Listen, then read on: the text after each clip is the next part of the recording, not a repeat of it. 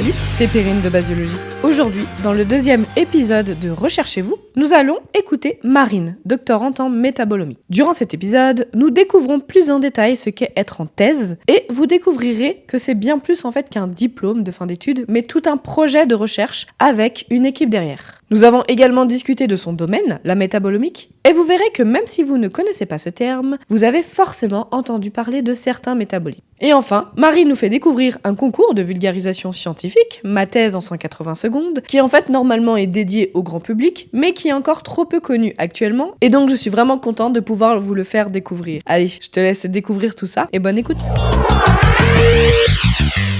Salut Marine! Donc merci à toi d'avoir accepté d'être interviewée et de m'avoir laissé venir à ton laboratoire, qui était également le mien il y a encore quelques temps. Mais en tout cas, merci à toi parce que c'est quand même pas un exercice facile. Et avant de commencer, je vais te laisser te présenter toi-même et donc te laisser la liberté de dire ce que tu veux à propos de toi pour que nos internautes en sachent un peu plus sur toi-même. Ok, alors déjà, merci beaucoup pour ce nouvel exercice qu'on me propose.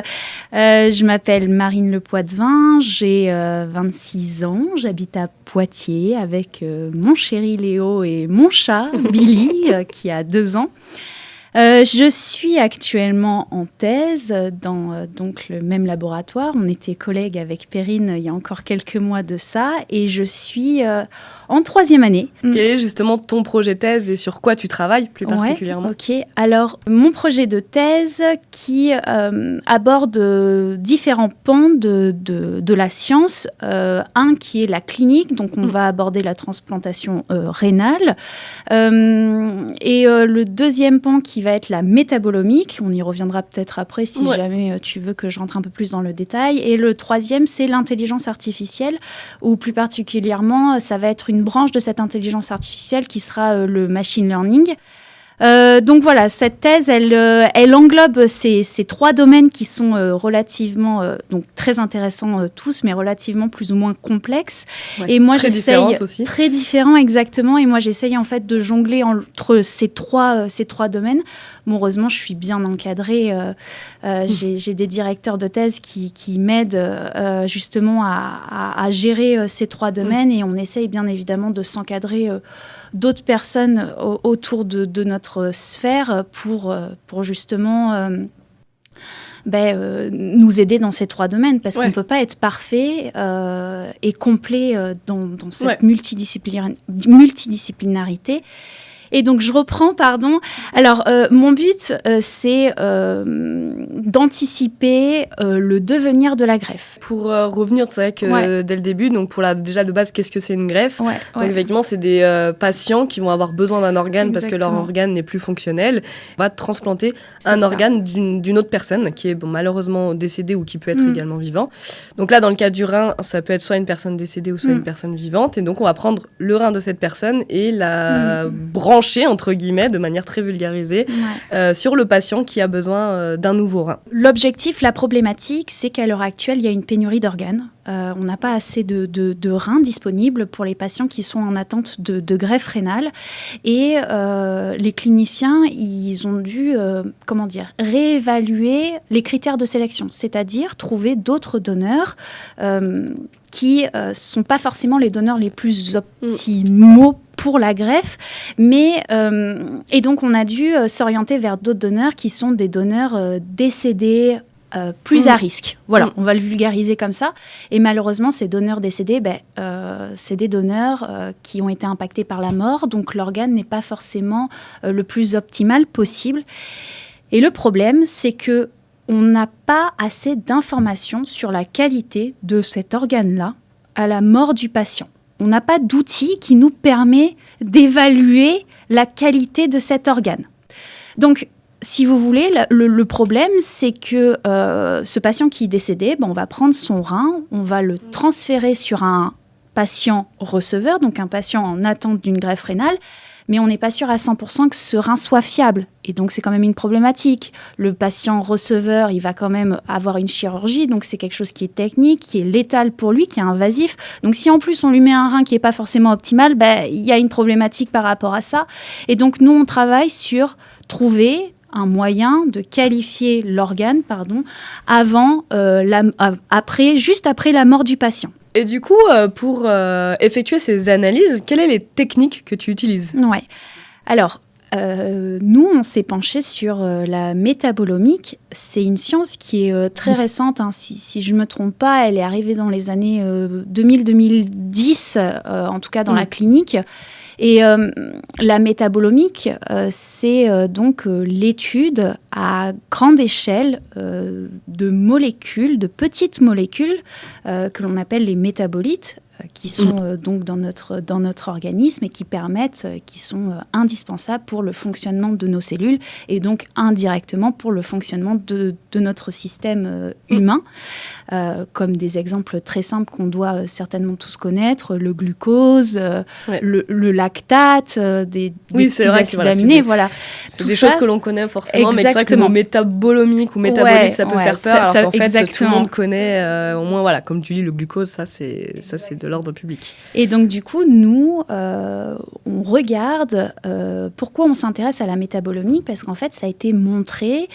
La métabolomique, elle découle de 3 autres piliers fondamentaux qui sont la génomique, la protéomique. Je ne vais pas rentrer dans ces détails-là, mais en fait, c'est un peu le bout de la chaîne de l'histoire de la cellule. Autrement dit, lorsque notre corps subit un stress, que ce soit interne ou externe, n'importe quoi, les métabolites vont être capables de se modifier très rapidement face à cette condition-là.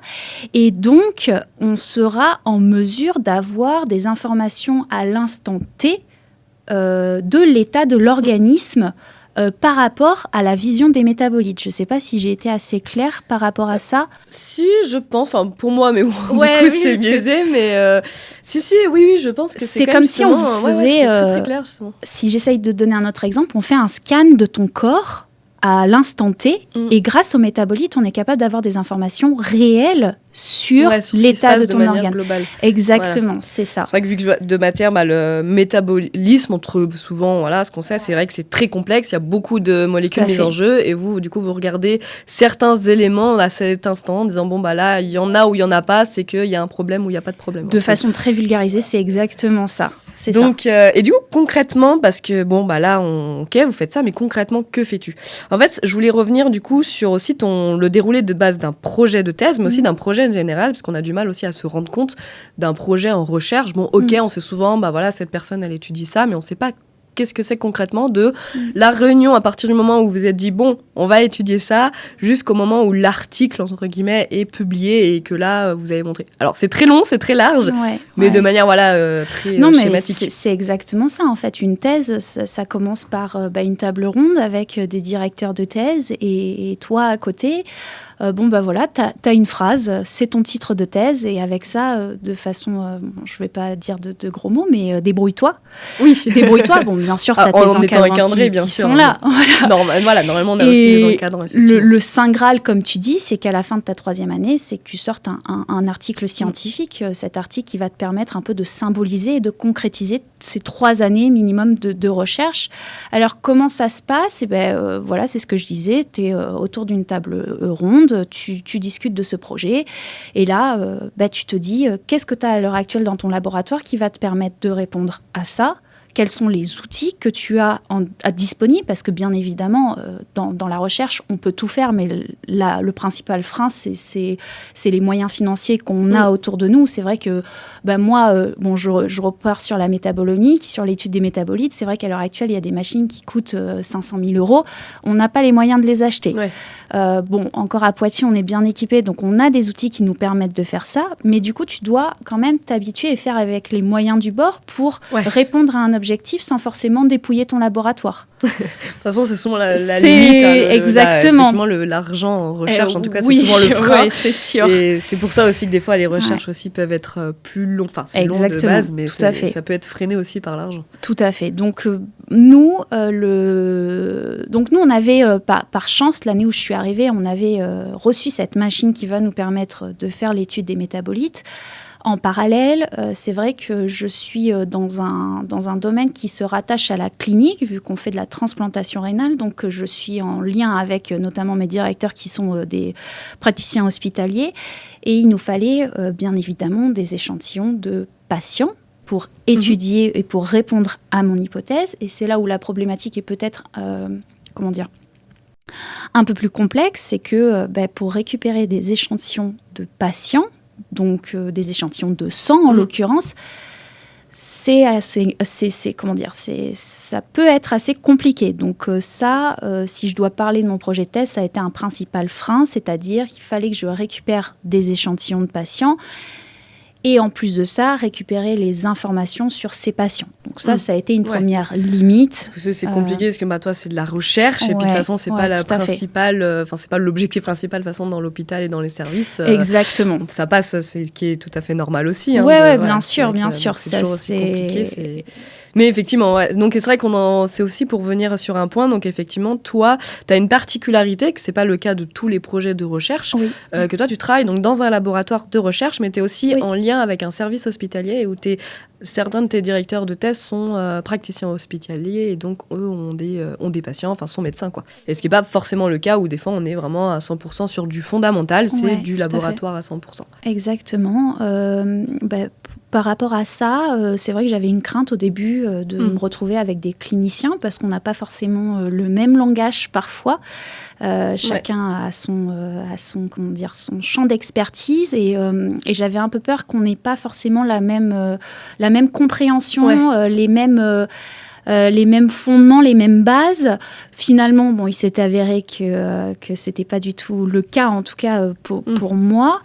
Et oui, c'est vrai que je rebondis là-dessus. Je travaille dans le laboratoire, donc moi je suis à la fois dans un laboratoire scientifique, donc dans lequel on peut tout le monde se réfère.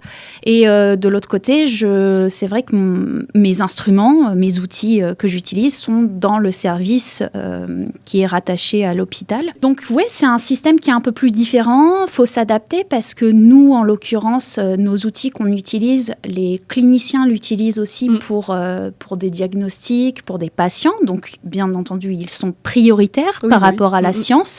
Il faut s'adapter par rapport à ça.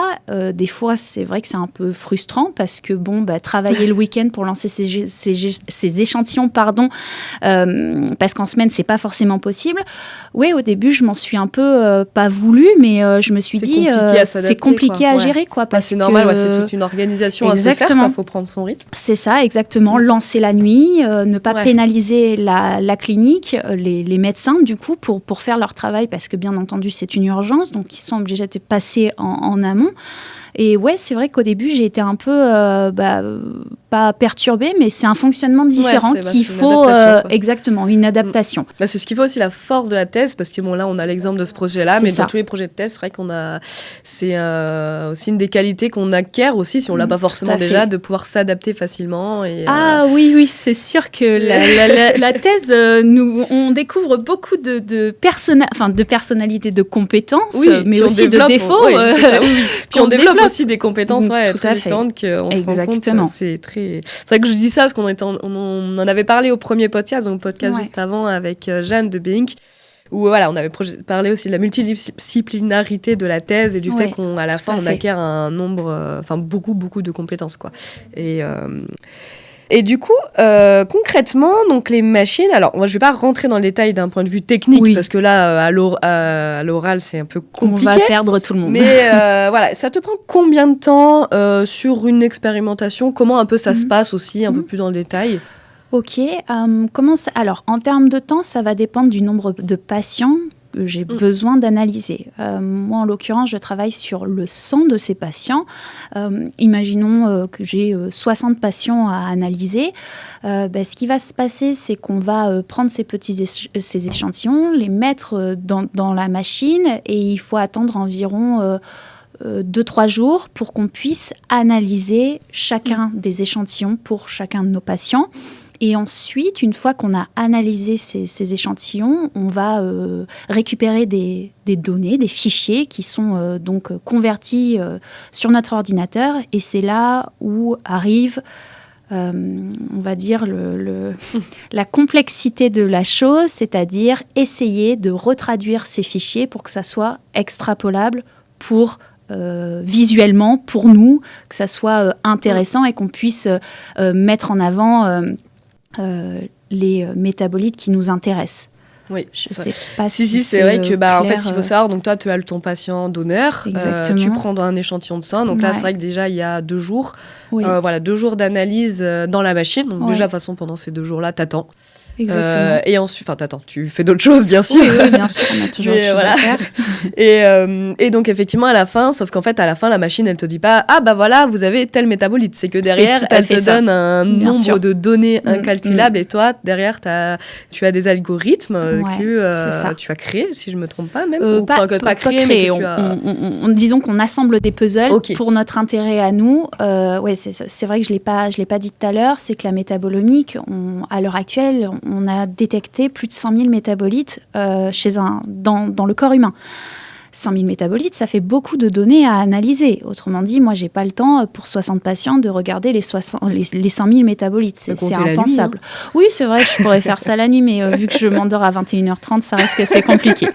Non, mais plus sérieusement, c'est vrai qu'à l'œil nu, c'est impossible de faire ça. C'est pour ça que les machines, les ordinateurs vont nous permettre de mettre en évidence les métabolites qui sont les plus intéressants. Et ça, on utilise, je généralise, l'intelligence artificielle qui va nous permettre, dans son ordinateur, on lui donne les informations et comme le dit si bien mon directeur de thèse, il va manger un peu toutes ces informations et ressortir les métabolites qui sont les plus pertinents. En fonction de toute façon des algorithmes que tu as présentés.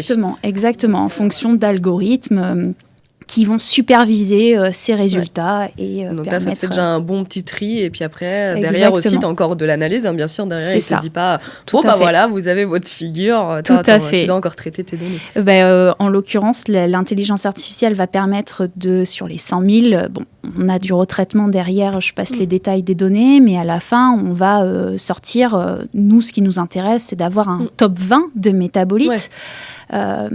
Qui sont bien entendu les plus pertinents. Donc il faut que l'intelligence artificielle soit tu peux cibler. Tout à fait, tu peux cibler. C'est l'avantage de cette technique. Là, c'est vrai qu'on parle dans un objectif précis de la transplantation, mais voilà, c'est vrai que de manière générale, cette technique-là, elle permet de cibler les métabolites. Voilà. Bien sûr, ça s'applique à tout ce que tu veux. Si tu veux étudier des maladies, je sais pas, le cancer, c'est vrai que ça a été souvent prouvé que le cancer, les cellules, elles modifient leurs métabolites. Et donc, du coup, tu peux faire des analyses en métabolomique et ensuite à la fin par l'intelligence artificielle sortir un top 10 de métabolites qui semble être intéressant ou qui semble être pertinent pour ces cancers-là et donc après tu t'intéresses à ces métabolites, tu les cibles. Et ensuite, je sais pas, tu crées des médicaments contre ça, enfin peu importe. Voilà, là, je fais un monde imaginaire, je dessine de façon très vulgarisée le schéma, mais c'est ça qu'on essaye de prouver à la fin, quoi. Ouais, non, ça serait que c'est très large. Ouais, c'est large. C'est large. Et c'est une science récente, donc. Oui, c'est peu connu, c'est pour ça que je trouvais très intéressant de te poser la question, parce que, comme tu dis, le glucose on le connaît, mais derrière, comment ça se passe concrètement de chercher, c'est long, ça montre aussi que de toute façon d'un patient, pourquoi on n'a pas la réponse dès le lendemain, même pour les patients, parce que là on est dans un point de vue recherche, mais c'est un peu pareil aussi pour les médecins où ils veulent en savoir un peu plus. C'est exactement ça. Pourquoi on n'a pas forcément la réponse dans les 2 heures, parce que c'est aussi des analyses énormes, longues à faire, donc ça prend du temps. Mais effectivement, donc voilà. Et donc justement, qu'est-ce qui te plaît vu que c'est quand même nouveau, c'est aussi, quand ça veut dire nouveau, ça veut aussi dire peu d'informations. Exactement. Et donc, qu'est-ce qui t'a plu, donc, toi, dans tes recherches et au quotidien ? Pour être honnête, j'ai appris à aimer mon sujet parce qu'au début, moi, c'est vrai que j'ai pas expliqué mon parcours. Bon, je rebondis là-dessus, mais j'allais te poser la question après. Mais si tu veux débuter par tes études, c'est tu peux y aller, moi, j'ai fait une licence. Bon, j'ai un peu suivi le mouvement. J'ai fait une licence de physiologie animale, très donc sur la sémiologie des maladies, le comportement des cellules, etc. Ensuite, à Limoges. Je suis fière de dire Limoges. Ensuite, j'ai continué, je suis partie sur un master, toujours à Limoges, master de oncologie, donc cancer, études des cancers et de l'immunologie. Et à la suite de ça, en Master 2, tu peux faire un stage. Je suis partie à l'étranger et c'est là où j'ai découvert la métabolomique, donc l'intérêt des métabolites dans le cancer. Où est-ce que tu es partie ? Parce que peut-être ça peut en intéresser. Alors, je suis partie à Londres dans le laboratoire de Institute Cancer Research, donc dans le centre de Londres, qui est un laboratoire qui se concentre spécialement sur le cancer du sein et les remaniements des cellules par rapport à ça. Je suis partie là-bas et on faisait beaucoup de métabolomique. Et je me suis dit, waouh, mais c'est une science qui est super intéressante. C'est là que tu as commencé aussi à étudier. Du coup, contrairement en termes de recherche, là, pour montrer aussi un autre aspect de la métabolomique, c'est là que tu commençais à étudier des gènes qui étaient impliqués dans le cancer. Enfin, qu'est-ce que tu as étudié ? Alors là, on a regardé, ça s'est très vite écourté parce que c'était pendant l'année Covid, donc je suis restée que 3 mois là-bas. Mais normalement, c'est 6 mois. Normalement, c'est 6 mois. Et en plus, je pensais, normalement, je devais continuer encore 2 mois. Donc ça m'aurait fait quand même pas mal d'expériences à l'étranger. Mais bon, c'est comme ça, hein, après on rebondit. Et donc pendant ces 3 mois, on a approfondi donc toujours les métabolites et on a regardé quels étaient les métabolites qui pouvaient être ciblés dans le cancer du sein. Donc on rebondit sur ce qu'on disait juste avant. Et voilà, après je suis rentrée en France et je me suis dit, il me faut un sujet... Déjà, de base, je ne me voyais pas repartir dans une science fondamentale, c'est-à-dire repartir sur de la culture cellulaire, ce qu'on appelle les paillasses humides. Donc c'est là où on manip énormément. Moi, je ne me voyais pas trop repartir là-dessus. Ce n'est pas quelque chose qui m'intéresse énormément. Non, faire des western blot, donc ça, c'est des techniques un peu scientifiques qui sont très intéressantes, hein. Mais voilà, moi, c'était pas trop ma branche. Je pensais plus partir sur quelque chose qui serait sur de la paillasse sèche, donc l'ordinateur. C'est vrai que la métabolomique, c'est beaucoup sur de l'ordinateur, constamment. T'es un petit peu en paillasse, mais par rapport à un autre thésard qui tout qui à fait. Bien sûr. Moi, c'est juste, je prends mon échantillon et je le mets dans une machine et ensuite, tout le reste, c'est sur un ordinateur. Mais ce qui est bien, ce qui montre aussi un autre aspect de la recherche, parce que chercheur, on pense blouse blanche avec derrière la paillasse, alors c'est pas forcément... oui, moi c'est sûr que je l'ai pas souvent porté, ma blouse. Non, c'est vrai que... donc je rebondis, je suis partie en master à l'étranger, je reviens en France et là je candidate pour ce projet-là que j'ai appris à aimer, c'est ce que je disais, parce que je sais plus pourquoi on parlait de ça. Parce que justement, je te demandais ce qui te plaisait justement dans ton projet. Ouais, alors, ce qui me plaît ou ce que j'ai appris à aimer, c'est vraiment le fait déjà que ça soit une science encore très nouvelle.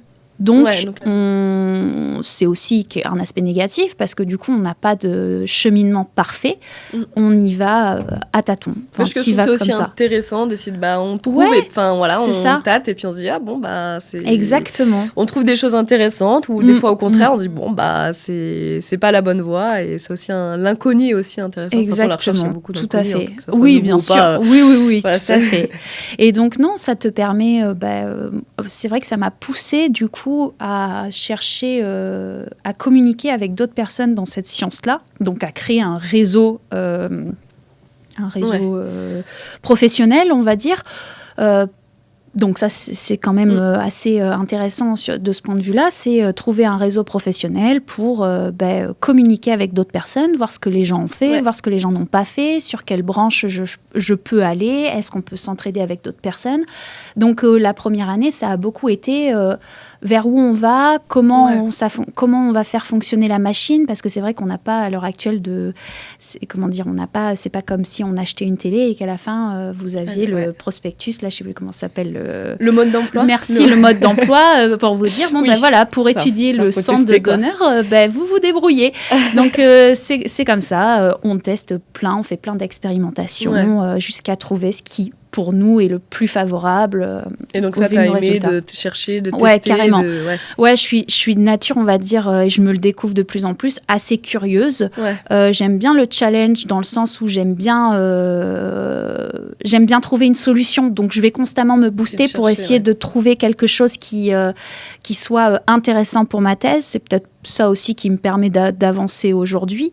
Et c'est hyper satisfaisant quand tu arrives à avoir, ça c'est pour tout le monde pareil, hein, c'est quand tu commences à avoir tes premiers résultats. Oui, voilà, tout, c'est vrai tu que... dis Mais c'est vrai que ça peut être des fois décourageant, on se dit, ça il faut 3 ans, bien faut 2 sûr, ans pour... tout à fait. Des fois, ça met du temps, il y a bien 2 ans avant bien d'avoir sûr. les premiers résultats, mais il y a aussi cet aspect-là qui est aussi intéressant, en fait, de chercher, de tester, de dire on réessaye. Ouais, c'est vrai aussi un aspect intéressant. C'est pas il y a juste, cette part-là qui est assez...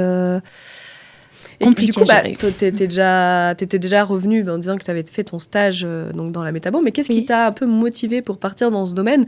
Parce que surtout quand peut-être un peu plus quand on fait un master cancéro, mais c'est pas forcément un domaine où on est lancé, notamment dans un parcours biologique. On n'est pas forcément plongé tout de suite dans la métabolomie, c'est pas un aspect qu'on connaît. Qu'est-ce qui t'a motivé Qu'est-ce qui m'a motivée? D'une part, je te dis, à Londres, le fait d'avoir commencé à toucher un peu à ça. Mais tu n'avais pas choisi ton stage à Londres parce que c'était ça? Non. Non, on me l'a vraiment imposé. Le stage, on m'a imposé. Au début, je savais qu'on parlait de cancer et j'avais entendu vaguement le mot métabolomique. Mais je ne savais pas du tout. Franchement, j'y suis allée parce que c'était à Londres. Hein, c'est vraiment un jeu de hasard. Hein. Je vais là-bas, je découvre la métabolomique. Waouh, c'est incroyable. C'est intéressant, c'est bien. Ouais, je te dis, je suis vraiment dans l'inconnu. Un papillon, quoi. Je vole, je gère jusqu'à me poser et trouver un truc sympa. Et par chance, j'ai trouvé un truc qui me plaisait. Et encore plus, là, je me suis dit, en France, en retour de France, il y a un truc qui évoque de la métabolomique. Super, j'y vais, quoi. Ok. Ouais, voilà. Et tu regrettes pas? Non, alors là, honnêtement, je regrette pas. Sans parler de mon sujet, c'est l'environnement qu'il y a autour. On nous laisse beaucoup d'autonomie, on peut faire de l'enseignement. C'est vrai qu'on peut toucher facilement à Poitiers à l'enseignement, chose qui est peut-être plus compliquée dans des grandes villes. On nous a laissé le choix. C'est vrai que c'est plus accessible. Ouais, carrément. Après, ils sont beaucoup dans le besoin, donc c'est aussi réciproque. Hein. Mais j'ai pu faire de l'enseignement. On a pu participer en première année au MT, ma thèse en 180 secondes. Et c'est vrai que on nous a laissé un peu, c'est vrai que nos encadrants, les directeurs de thèse, nous ont un peu laissé à la découverte de toutes ces choses-là, en parallèle de la thèse. Points positifs, c'est des points, je trouve que ça permet une ouverture d'esprit. De faire son réseau, comme tu disais. Tout à fait, partir en congrès. D'apprendre plein de trucs et puis de s'ouvrir. Et puis de s'ouvrir. Parce que la science, c'est pas que au laboratoire en fait que ça se fait. C'est pas que sur ta paillasse. Il y a tout un monde. Tout un monde de... D'où le podcast. Exactement, de vulgarisation scientifique. Enfin voilà, c'est une grande famille, c'est un énorme puzzle qui permet de réunir plein de compétences et je pense que c'est essentiel aujourd'hui pour réussir dans la science et pour tout, quoi. Ouais, non, c'est clair. Et donc, pour parler justement du concours, ma thèse en 180 secondes, parce que tu l'as mentionné, j'allais te poser la question. Et donc, effectivement, tu as participé donc, au concours ma thèse en 180 secondes. Est-ce que tu veux nous en dire un peu plus sur ce concours? Parce que, alors, pour les scientifiques, en tout cas pour les thésards, la plupart normalement connaissent.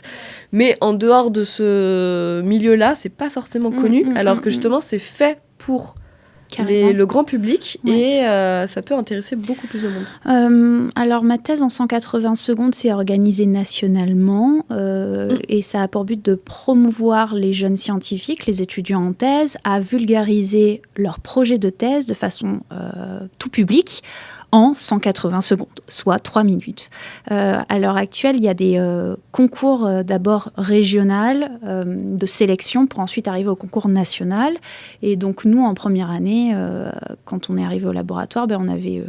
Perrine qui est en face de moi, qui nous a dit allez, on le fait tous les trois ensemble, ça va être super intéressant. Ouais, j'avoue que moi, débutant en première année, l'expression orale et tout... Je l'ai un petit peu poussée, justement. Je me permets, justement, parce que je pense que t'es pas la seule à être dans ce cas, et c'est vrai que je t'ai un peu poussée à participer au concours, alors que toi, justement, l'oral, c'est quelque chose qui t'angoissait un peu même. Tout à fait. Puis voilà, j'étais encore très fermée d'esprit sur vulgarisation scientifique. Oui, aussi, voilà, j'ai pas d'intérêt. Non, carrément, je me disais, j'ai pas d'intérêt à faire ça. Et finalement, à Poitiers, je les remercie, c'est qu'on a eu 5 préparations en amont. Oui, il y a bien 5 séances. Ouais, 5 séances. 5 séances, et puis des encadrants qui sont top. En or, un prof de théâtre. Oui, on avait donc un prof de théâtre. Et je crois que vraiment, déjà, je te remercie de m'avoir poussé à faire ça. Et deuxièmement, on a eu des cours qualitatifs. Oui, c'est très... on apprend énormément. on apprend énormément et je pense honnêtement que ça m'a aidé pour le futur. Pour quand on présente dans des congrès ou même présenter au labo le lundi matin ou peu importe. Parler un podcast, ou parler dans un podcast, ça aide énormément. Ouais. Quoi. Et je trouve qu'à Poitiers, ils font les choses super bien. Vraiment, ça, en tout cas, moi, ça a été, je l'ai pris, ça a été hyper bénéfique, les préparations. Est-ce que ça t'a... Donc, bénéfique pour parler, mais du coup, même au niveau de l'oral, au niveau de ton aisance à l'oral, d'être moins angoissée, est-ce que... Ouais, alors moins angoissée, j'avoue que jusqu'au jour de la présentation... je n'ai pas très bien vécu les semaines juste avant, parce que pour raconter le régional, donc c'est pas non plus, on passe pas devant 3000 personnes, mais on est devant, il y a un public, on est sur une scène avec des lumières, alors c'est vrai que du coup on n'a pas forcément mentionné, on n'a pas décrit ma thèse en 180 secondes avant. Alors c'est vrai que effectivement ma thèse en 180 secondes, tout est dans le titre, on doit expliquer la thèse, un projet comme tu viens de l'expliquer, mais en seulement 180 secondes. Oui. Donc en fait, on doit vulgariser, parce que là, on vient de le faire en peut-être une demi-heure. Ouais. Effectivement, il faut tout raccourcir, tout ça en 3 minutes. Et du coup... pas une de plus. Hein. Et même pas une seconde de plus. Il y a un chrono. 180 secondes et il y a 181 découpés. Ouais. Et donc, effectivement, il y a juste une slide, donc une diapo qui est présentée. Et on est comme ça, là, devant un jury. Donc, il y a d'abord le régional, ensuite le département, la ville, l'université. Oui, pardon. Oui. Ensuite, la régionale et après le national. Tout à fait. Et donc, effectivement, après, on a eu des cours de théâtre, pour travailler notre texte, pour apprendre à vulgariser, et puis, effectivement, pour apprendre à parler, à s'exprimer. Ouais. Donc, c'est bien plus que juste de la vulgarisation. Comme tu disais, c'est utile pour les congrès. Ouais. C'est un exercice hyper bénéfique. Et donc, c'est vrai que c'est un exercice qui est compliqué et qui permet d'aller dans ses retranchants. Bon, après, ça dépend. Hein, chaque personne réagit différemment, mais je pense qu'à 24 ans, 25 ans, je ne sais pas si tout le monde aura eu l'opportunité de monter sur scène avec une lumière en face de nous, un jury en train de nous écouter pendant 180 secondes et avoir un exercice d'éloquence pour résumer au mieux sa thèse et que tout le monde le comprenne aisément, quoi. Et puis ça apprend aussi à vulgariser même son projet de thèse derrière, parce qu'on nous le demande tout le temps, et puis c'est important de savoir expliquer ce qu'on fait. Je pense que c'est bien aussi, moi je pense au niveau de ma famille ou même de mes amis, ils sont pas forcément tous dans le domaine scientifique, mes parents non plus, donc expliquer de façon la plus simple possible pour qu'ils puissent comprendre. C'est vrai que ma thèse en 180 secondes, c'est un bon exercice pour les mettre dans notre domaine, quoi. Ouais, c'est vrai sympa. C'est vrai que j'en parle, on en parle parce que du coup, on en a aussi parlé il y a 15 jours, donc avec Jeanne de Bing, qui elle justement le passe cette année. Ouais. Et donc à Paris aussi, donc ils ont des cours pour justement préparer ce concours. Donc je pense que c'est beaucoup d'universités qui ont une bonne organisation justement pour préparer ça. Et c'est vrai que moi j'encourage tous les étudiants à le faire, parce que c'est au-delà qu'un concours, quoi. C'est pas juste un concours et de se dire on veut être classé, c'est aussi des cours de préparation. Il y en avait beaucoup il y avait quelques personnes aussi qui s'étaient inscrites juste pour être à l'aisance à l'oral, pour s'entraîner à parler, parce qu'on a amené à parler en congrès, à présenter des résultats, et voilà, ça permet de gagner en aisance, quoi, et en communication. C'est sûr que la science, on est obligé de parler, quoi. C'est la communication, c'est un point extrêmement important en sciences, quoi, parce que beaucoup d'aspects de la recherche passent par la communication orale et la communication aussi écrite par le biais de papier, c'est ce qu'on disait, d'articles scientifiques ou des choses comme ça. C'est comme ça que la science, c'est par ce biais-là qu'on arrive à communiquer. C'est un peu bizarre ce que je dis, mais... Si, c'est vrai qu'on c'est un aspect qu'on a plutôt mentionné la semaine dernière, justement. On a beaucoup parlé de communication, et on en revient là, donc ça montre bien justement l'importance de savoir communiquer.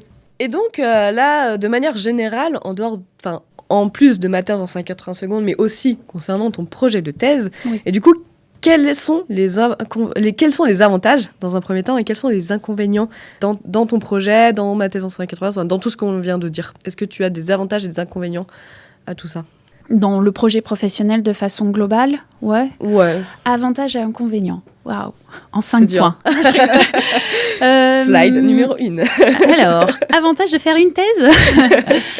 Non, l'avantage, je reprends un peu tout ce qu'on a dit, c'est que ça te permet de... en fait, moi, comment je le vois, c'est que ça te permet de te pousser dans tes retranchants, tu vois, de découvrir une autre facette de toi, quoi. C'est complètement... Tu te dis que c'est un projet professionnel, mais c'est ton projet professionnel. Il n'y a que toi, techniquement, dans le monde qui fait ça. Donc là, je parle de mon projet de thèse. C'est un gros challenge. Donc moi, c'est vrai que j'ai quand même j'ai quand même pas mal l'esprit de compétition parce que j'ai beaucoup fait sport étant jeune et tout. Donc moi, c'est quelque chose qui me booste, tu vois. C'est toujours une compétition pour moi, je vois ça comme une compétition avec moi-même, tu vois. Il faut toujours aller de l'avant. Donc constamment... je marche un peu à la carotte, quoi, tu vois. Il faut qu'à la fin, j'ai mon truc, quoi. Et en l'occurrence, ici, j'ai envie de faire un article scientifique, donc c'est ce qu'on disait. C'est ta carotte. C'est ça, c'est ta carotte, quoi. Tu as envie de faire un truc bien pour ensuite aller, parce que c'est vrai que ça marche beaucoup avec ça, pour ensuite continuer dans ce domaine-là et aller dans un bon laboratoire. Il faut faire un bon papier. Enfin, tu vois, c'est surtout ce qu'on te dit ça. Mais c'est vrai que moi, je marche un peu dans ce raisonnement-là. Donc, je marche un peu à la carotte, à la compétition. Je suis un peu chacun comme ça. a sa motivation. Ouais, bien sûr, il te faut ton goal pour réussir. Une thèse, c'est pas du tout une compétition, parce qu'on est compétitif avec nous-mêmes, en fait. Bien sûr. Moi, je l'ai fait pareil, mais on est en compétition avec nous-mêmes. Tout à fait. Donc ça, c'est pour moi, c'est l'avantage entre guillemets, c'est-à-dire, ça te pousse à être, ça te pousse à aller de l'avant. Ouais. C'est comme ça que je le vois parce que je le vis plutôt bien, ma thèse se passe plutôt bien, donc ça te pousse à aller de l'avant. Je vois plein d'avantages, c'est rien que de s'exprimer en public, c'est des choses que j'avais pas l'habitude de faire, de parler en anglais, d'écrire en anglais. Voilà, ça c'est plus sur le plan compétences acquises au cours de ta thèse, voilà ce que je note. Et après, il y a tout le pan parallèle, c'est-à-dire faire l'enseignement, la vulgarisation scientifique, donc tu découvres d'autres facettes de toi, comment tu réagis pour t'exprimer à l'oral face à des étudiants. On rebondit sur la vulgarisation scientifique avec MT 180, essayer de parler devant un jury de façon le mieux possible. Voilà, ça, c'est tous les avantages que je vois. C'est développement de compétences plus, et essayer d'en tirer profit pour le futur. Ok. Et après, les inconvénients. Inconvénient, c'est que sur mon introduction tout à l'heure, j'ai dit c'est vrai que je m'étais mis l'objectif de faire le semi-marathon, donc me mettre à courir et tout ça, faire du sport. C'est que le projet, personnellement, le plan professionnel a tendance des fois à trop manger mon plan personnel. Tu vois, dans le sens où le sport, des fois, passe en secondaire, alors que je sais très bien que c'est hyper important. On va pas faire d'études, on va pas commencer à parler sur la psychologie et le sport, le bien-être, etc. C'est pas ça que je veux dire, mais pour moi, il y a souvent des choses qui vont passer en second plan. Que tu priorises du coup ta thèse. Ouais, je priorise ma thèse, exactement. Sport, parce qu'il n'y a que 3 ans. On a 3 ans pour faire une thèse en France, et 3 ans, c'est extrêmement long parce que la première année, il faut te mettre en jambes, il faut apprivoiser le projet. La deuxième année, tu commences direct à maniper, mais tu arrives déjà en 3e année, tu dois écrire ton manuscrit parce qu'à la fin de ta thèse, tu es obligé. Aussi, donc on a 3 ans en France, donc il y a aussi cet inconvénient-là de dépêche-toi, il y a la roue, il y a l'horloge qui tourne derrière, et donc tu es obligé de constamment. On a un financement de 3 ans, exactement, du cas, c'est ça, voire 4 ans, mais généralement c'est un financement de 3 ans. Effectivement, à la fin du financement, on doit soutenir, quoi, ou alors de toute façon on n'est plus payé, donc on peut pas. C'est ça. Il y a quand même un petit délai. Donc admettons ton financement finit en septembre, il y a 2-3 mois de délai où tu peux finir après, mais tu peux pas plus. Sinon tu dois re-signer une nouvelle année et donc retrouver un nouveau financement parce que tu peux pas travailler sans être payé. Même si des fois il y a 2-3 mois sans être payé, je le dis quand même, parce qu'on n'est pas contrairement à ce que beaucoup pensent, c'est pas forcément un milieu où on touche des 100 et 10 000 non plus. Tout à fait. Mais et donc il y a la deadline, quoi. Il y a l'inconvénient. Faut faire finir, que tu finis ou pas, sinon c'est. Il y a l'inconvénient de il faut absolument que à la fin de tes 3 ans ça soit fini. Donc ça peut être une source de stress suivant les projets. C'est une source de stress parce que le week-end, après je dis ça, je sais pas, mais tu vois, tu vas toujours te dire si j'ai pas fini mon vendredi à écrire un rapport, écrire un projet, peu importe, il faut, enfin tu vois, tu dois avancer. Donc ouais, le week-end, ça t'arrive des fois de bosser. Bon, je pense beaucoup de gens font ça, mais d'autres gens se couchent même plus tard que 21h30. Oui, c'est sûr, c'est sûr. Mais... Non, mais effectivement, on a tous, on a le stress de devoir finir et que du coup, on se dit, on le remet pas au lundi, en fait. C'est ça. Des fois, on va avoir tendance à bosser je pensais le perdre parce que c'est vrai que moi, en master, ce qui m'avait un peu... là où j'en avais marre et je m'étais posé la question de est-ce que j'arrête ou je parenthèse, c'est que... je pense constamment en master, même en licence, enfin dans les études, je pensais constamment il fallait absolument que ma mission soit finie à telle date. Et si c'était pas fini, tu vois, ça me tracassait. Je l'avais constamment en tête. Je sais pas, un devoir, n'importe quoi à rendre pour lundi. Et puis c'est ça. J'ai toujours fonctionné comme ça. Et donc du coup, c'est toujours entêtant. Tu l'as en tête. Le week-end, tu penses à ça. Et moi, ça me travaillait. Honnêtement, si j'avais pas fini un truc pour la semaine d'après, ça. Et je m'étais dit après le master. Le week-end, j'arrête, tu vois, le vendredi.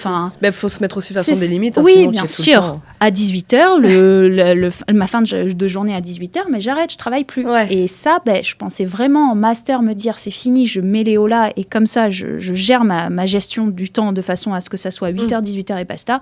Et en fait, en thèse, je me suis rendu compte que pas du tout. C'est exactement la même chose.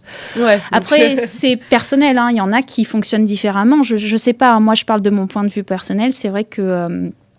c'est un des inconvénients, c'est que ça prend la thèse. C'est ce que je disais, mange ton projet. Oui, ça prend une bonne partie. Il n'y a pas une balance. Ça prend le dessus, ça c'est sûr. C'est ça, je ne trouve pas mon équilibre parfois. C'est difficile, Des fois, en période compliquée où on a beaucoup de choses à faire, j'ai pas du tout d'équilibre. C'est-à-dire que je me lève, je travaille et je prends jamais... Enfin, j'exagère, je prends des pauses, tu vois, mais... Oui, mais c'est vrai que surtout en troisième année, on arrive aussi dans un rush. C'est ça. C'est aussi la troisième année qui fait qu'on bosse beaucoup plus que les autres années, ça c'est sûr. Mais effectivement, c'est très compliqué. Alors, c'est vrai qu'il faut aussi peut-être des fois se forcer se dire, je vais faire du sport et puis point barre. Et d'ailleurs, c'est aussi ce que tu fais, parce que tu continues le sport. Bien sûr. Tu continues moins, mais tu as toujours quand même une petite activité sportive. C'est clair. Mais effectivement, ça prend aussi du dessus et c'est aussi compliqué des fois de se mettre des limites, de s'arrêter, de relativiser même des fois et de s'enlever ce stress, de se dire là, j'ai pas fait toutes les tâches que j'aurais dû. C'est ça, c'est très très dur. De toute façon, je serais la première, je bossais aussi beaucoup et des fois, ça prend très très vite le dessus. C'est ça, c'est que tu te mets un stress. Si l'entourage comprend, c'est bien, mais c'est vrai que des fois, si l'entourage comprend moins aussi, ça peut être parce qu'il y a aussi des cas où des fois l'entourage a du mal à comprendre de pourquoi on bosse beaucoup, pourquoi on est aussi tout le temps même stressé. La troisième année de thèse, c'est du stress. Et il faut, l'entourage est aussi important, bien sûr. Eh bien, j'ai une dernière petite question et après, je te proposerai un petit jeu. Et cette dernière petite question m'a été posée par la communauté sur Instagram d'un certain Hugo qui, en fait, te demande justement à propos des métabolites, donc c'est ce dont on parlait en début de ce podcast. Et si tu pouvais, par exemple, comparer à taille humaine l'ordre de grandeur d'un métabolite. Alors, par exemple, admettons, un humain, c'est une cellule. Un métabolite, ça ferait à peu près quelle taille pour que les gens à peu près se rendent compte de ce que tu analyses, ce que tu étudies, en sachant qu'une cellule, c'est environ 30 micromètres. Alors, c'est compliqué comme question.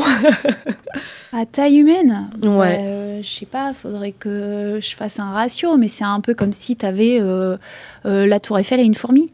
Ok, voilà. Donc non, mais c'est une très bonne comparaison. Il faudrait que je recalcule un peu le système, mais je crois qu'on serait sur un ratio similaire. Et t'imagines que tu as des milliers de fourmis et toi, tu dois toutes les trouver. Ouais, voilà, c'est ça. Ce que j'allais dire, c'est que là, tu as 100 000 fourmis, je sais pas pourquoi j'ai dit souris, et tu as 100 000 fourmis, et là, tu dois te dire, là, parmi les 100 000 qui sont sous la Tour Eiffel, il faut que tu m'en sortes 10 qui montrent que c'est impliqué dans cette maladie. Sachant que tu en as qui sont sous terre, donc tu vas pas forcément les voir. Enfin, c'est ça. En gros, si je vulgarisais, ça serait ça, quoi. Ok. Eh ben, écoute, moi, je te propose un petit jeu. Donc, en question oui-non, où tu auras des buzzers. Donc, je te laisserai répondre par par oui ou par non, et puis tu as le droit d'argumenter, bien sûr, si tu as des petites choses à dire à propos de ta réponse. Bon, déjà, dans un premier temps, je vais rebondir justement sur ce qu'on disait juste avant, donc pas sur les métabolites, mais sur ta thèse, sur les points positifs et négatifs. Donc là, à l'heure actuelle, donc tu vas bientôt finir, Oui. est-ce que tu referais une thèse ? Admettons, on te propose un projet hyper intéressant, quand même, est-ce que tu en referais une ? Give me a Y, give me an E, give me a yeah! Oui, je referai une thèse sans hésiter. Ok. Parce que même en master, c'est vrai que j'hésitais entre les deux, mais la thèse, le fait de réfléchir, d'avoir un projet personnel unique et te poser constamment des questions, etc., ça m'a poussée à m'orienter vers ça, donc je le referai. Ouais. Ok, c'est étonnant. Ouais, non, mais c'est hyper étonnant. Enfin, je suis toujours étonnée de ce genre de réponse parce que la thèse, on voit tout ça toujours hyper négatif. Et, ou alors, souvent, ça ressort, ça peut être négatif ou un peu très, très dur. Personne ne dit, oui, une thèse, ça, c'est très, très facile, il n'y a pas eu des côtés négatifs. Et tout le monde a dit que c'est du boulot, c'est beaucoup de boulot. Et souvent, il y a le même discours en disant, la dernière année, c'est un peu un marathon. Il faut s'accrocher. Faut s'accrocher. Et souvent, la réponse est oui. Donc, c'est vrai que ça m'étonne toujours et je trouve ça hyper intéressant parce que ça montre aussi que en fait c'est pas que c'est pas que négatif, c'est ça en fait, on n'est pas traumatisé comme je disais il y a 15 jours, on n'est pas traumatisé par la thèse. Carrément. Du coup, deuxième question, est-ce que tu conseillerais, donc je suppose que oui, à un étudiant d'effectuer une thèse qui vient te voir, qui a un peu perdu son projet professionnel, qui veut pas forcément partir dans la recherche, mais qui sait pas trop quoi faire de sa vie, mais qu'en même temps aime bien ce côté-là d'être curieux et de recherche, est-ce que tu lui conseillerais quand même de faire une thèse ? Bon, c'est pas trop dans ce système-là que j'aurais aimé. En fait, j'aimerais dire oui et non. Je dirais à l'étudiant, il faut vraiment que tu te poses les bonnes questions. Est-ce que tu es motivé à faire une thèse ? Parce que t'as pas forcément toujours que des avantages et ça peut être des fois très, très difficile d'un point de vue humain ou même professionnel, par rapport à ton projet, bien sûr. Après... oui et non, c'est dur. Là, je t'avoue, je sais pas trop quoi te répondre. Ça dépend vraiment de la motivation de l'étudiant.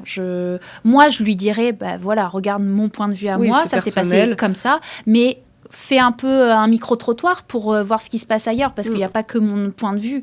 Oui, c'est vrai que là, on disait, mais toutes les thèses ne sont pas... C'est ça, que ça serait plus à l'étudiant de faire son propre avis et de discuter avec plein de personnes différentes, que ce soit doctorants, personnes qui sont déjà dans le milieu professionnel à son âge, ou même des chercheurs un peu plus haut niveau. Ok. Et est-ce que tu as apprécié donner des cours d'enseignement durant ta thèse ? Well, yes.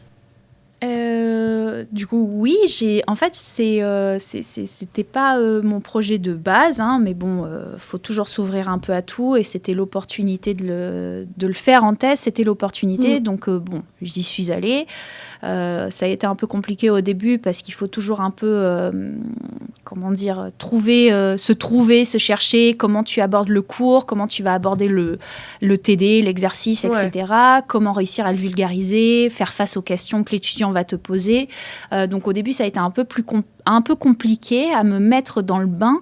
Et puis, j'ai envie de dire, c'est en apprenant, c'est en répétant les choses que tu commences à connaître à te connaître et voir sur quel point tu es le plus à l'aise, comment tu vas aborder l'exercice pour que ça soit pas déstabilisant pour toi et que ça soit intéressant pour l'étudiant.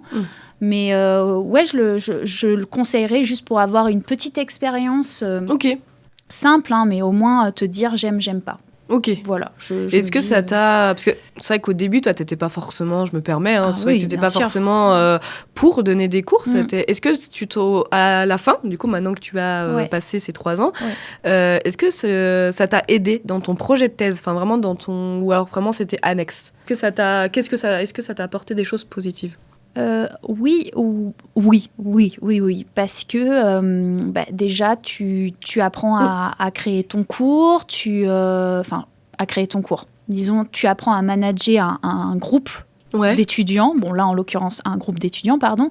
Mais pour le futur, c'est quand même assez intéressant parce que nous, après, ça dépend dans quelle voie tu comptes aller, mais on va, si tu continues dans la recherche, donc si tu continues à évoluer dans ce système-là, on va être amené à diriger d'autres personnes. Donc, c'est aussi un bon moyen de t'entraîner avec des étudiants, j'ai envie de dire. Et essayer de communiquer différemment, d'avoir un autre aspect, parce que toi, ce que tu penses là à l'heure actuelle et comment je raconte les choses, c'est peut-être pas forcément le plus. C'est compliqué de réexpliquer. Tu peux comprendre un concept, le réexpliquer, c'est une autre affaire. Exactement, le réexpliquer, c'est ça. Ouais, le réexpliquer de façon à ce que ça soit le plus clair possible pour les étudiants. Et ça, c'est un exercice qui est compliqué parce que toi, la perception que tu as est pas forcément la même que la perception d'un étudiant. Donc, il faut réussir à trouver le bon fil conducteur pour que tout le monde puisse profiter de la séance. Et que ça soit bénéfique pour Exactement. tout le monde. Quoi. Exactement, c'est ça. Et donc, dernière question de mon petit jeu. Est-ce que pour toi, il y aurait des choses dans la recherche qui pourraient être différentes ? Ouais, il y a toujours des points à améliorer. En l'occurrence, je parle de mon point de vue personnel parce que disons que je travaille avec des cliniciens et c'est vrai que je trouve, après je m'avance peut-être un peu, on est encore très fermé, c'est-à-dire la science est pour la science et la médecine est pour la médecine et je pense qu'il faudrait aller vers, et c'est ce qu'on est en train de faire, mais ça prend énormément de temps, vers une fusion entre ces différentes disciplines pour avancer déjà plus rapidement et que ça soit beaucoup plus fluide en termes de communication pour le futur. Parce que l'un ne va pas sans l'autre, de toute façon. L'un ne marche pas sans l'autre, donc sûr. Il faut apprendre à plus travailler ensemble, selon toi. Ah oui, communiquer ensemble, trouver le même langage, c'est sûr que ça serait vraiment pour puiser dans les compétences de chacun et qu'on aille. De toute façon, c'est ça la science, c'est de la multidisciplinarité et il faut s'orienter de toutes les personnes qui sont dans tous les différents domaines pour aller vers un projet professionnel n'est pas constitué que d'un seul domaine entre guillemets. C'est notre projet de thèse, c'est aussi toute une équipe derrière. C'est ça.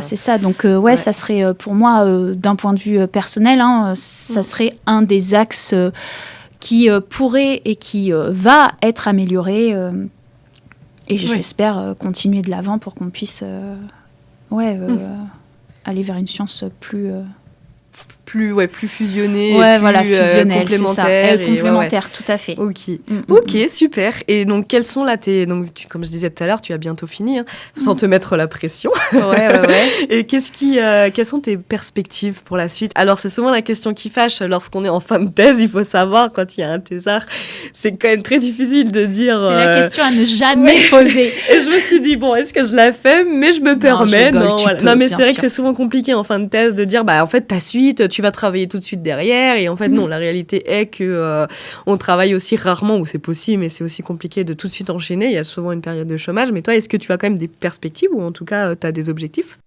Perspective, oui, j'en ai. Je suis encore un peu ambivalent entre est-ce que je continue dans la recherche scientifique publique ou alors est-ce que je vais dans le privé. C'est vrai que je recherche quand même une stabilité, c'est-à-dire j'aimerais vraiment rester dans la ville dans laquelle je suis et c'est quelque chose qui n'est pas forcément envisageable quand on reste dans le public.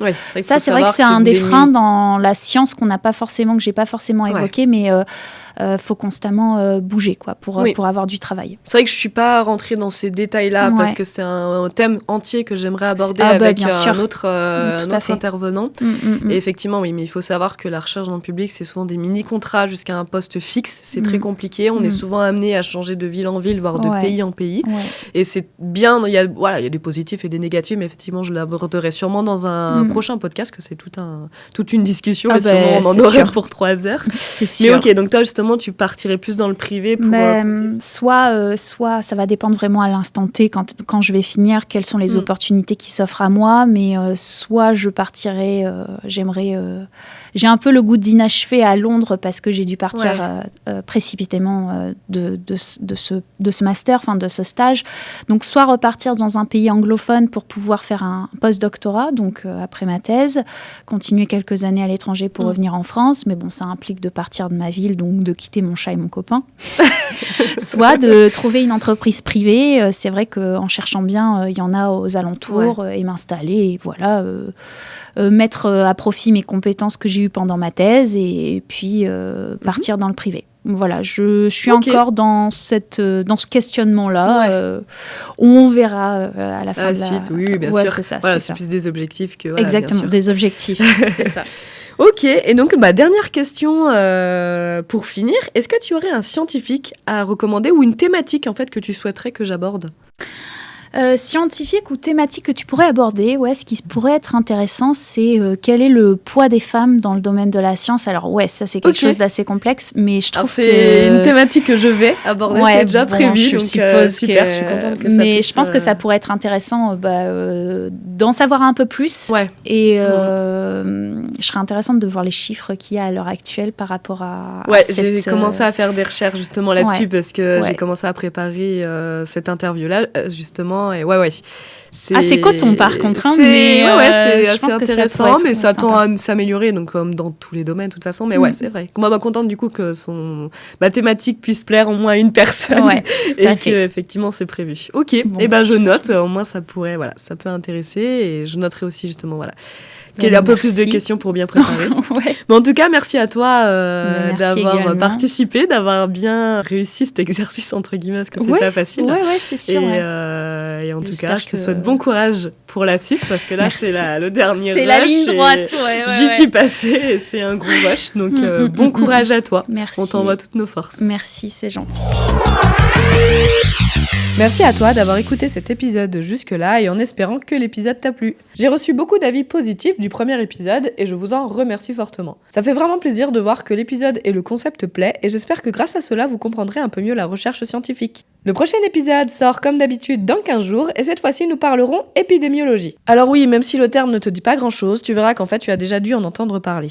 N'hésite pas à liker le podcast ou à t'abonner, ça permet de référencer dans un premier temps le podcast et de permettre de proposer un contenu de plus en plus qualitatif. Et pour me retrouver sur les réseaux, abonne-toi à Basiologie sur Instagram ou sur LinkedIn à Perrine Burderon. En te souhaitant une bonne journée.